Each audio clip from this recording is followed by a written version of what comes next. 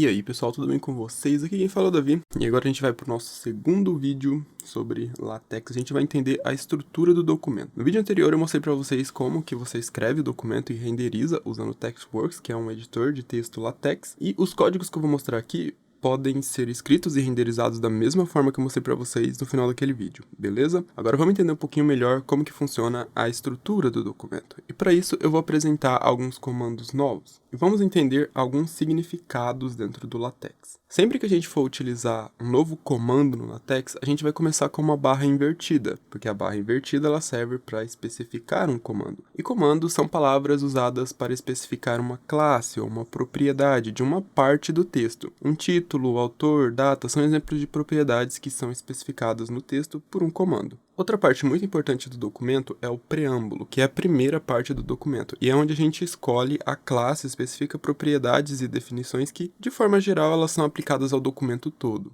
Aqui a gente usou o comando /documentClass para especificar uma classe que terá suas propriedades aplicadas em todo o documento. Existem diversas classes para livros, artigos de jornais, cartas, apresentações, e esses modelos estão salvos no seu computador agora que você já instalou o TextLive ou o MikTeX. Aqui eu escolhi a classe artigo. Cada classe já vem com pré-definições para distância entre linhas.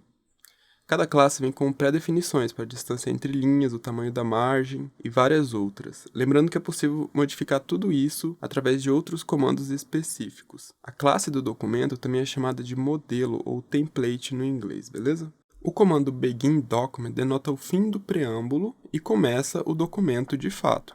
O final do documento é indicado pelo comando endDocument. E tudo que você escrever depois de endDocument será ignorado pelo LaTeX. E o espaço entre esses dois comandos é chamado de corpo ou ambiente do documento. E lembrando que o que está no preâmbulo do documento não é exibido no documento final, quando você renderiza. Agora vamos entender melhor os comandos em LaTeX. Comandos podem conter argumentos, que são dados entre colchetes ou chaves. Esses argumentos te dão mais controle sobre as propriedades do documento. E os argumentos podem ser obrigatórios ou opcionais. Ou o comando pode nem conter argumento, que é o caso do comando makeTitle, que a gente utilizou no exemplo que eu dei no início, e já eu mostro mais detalhes sobre ele, o que ele faz. E tem também o comando documentClass, que define a classe artigo. Pode ver que ele utiliza um argumento obrigatório, porque, enfim, você tem que definir a classe do seu documento, né? É obrigatório. Agora, quando a gente utiliza o argumento entre colchetes, não é um argumento obrigatório. Só estou indicando que o documento vai ser impresso numa folha A4 e eu quero utilizar 11 pontos como tamanho da fonte. Mas isso é opcional, então eu estou colocando entre colchetes. É um argumento opcional, porque dentro da classe artigo já vem com essas definições. Não exatamente essa, mas, enfim, já vem com definições para o tamanho da fonte e para o tamanho da folha.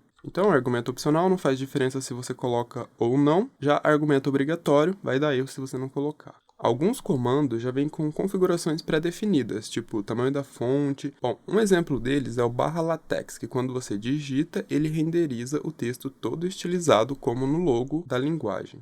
E exemplos com dois argumentos obrigatórios a gente vê um pouquinho mais pra frente. Agora, a gente já tem condições de entender esse código. Nesse exemplo, a gente criou um documento do tipo artigo com o comando obrigatório, beleza? A gente usou também um comando opcional para mudar as propriedades padrões definidas no comando obrigatório, para informar o LaTeX que será impresso numa folha A4 utilizando uma fonte de 11 pontos. Lembrando que esse comando ele está no preâmbulo, então ele não vai produzir nenhuma saída na tela, ok? E aí a gente inicia o documento e os três próximos comandos dispensam explicações, né? Mas eu vou explicar mesmo assim. O título é exemplo 2, eu sou o autor do documento, e em seguida a gente coloca a data do documento, a data em que o documento foi inscrito, e a data em que o documento foi escrito, e essas informações, por padrão, não são renderizadas pelo LaTeX, então a gente precisa pedir que ele faça isso.